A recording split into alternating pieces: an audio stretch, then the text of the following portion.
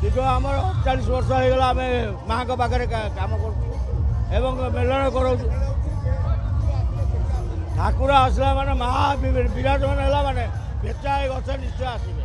गचर बस आप अभिनय देखिपारती मेलन सर माँ जी मेलन सर पेचा रही कि फेर आसवे सब वर्ष पेचा आम माने ठाकुरा गचर बसती जमा जीवे माँ अच्छा मैंने से रहान से केवे जीवे आप परीक्षा कर देखो यहाँ हूँ आज्ञा माँ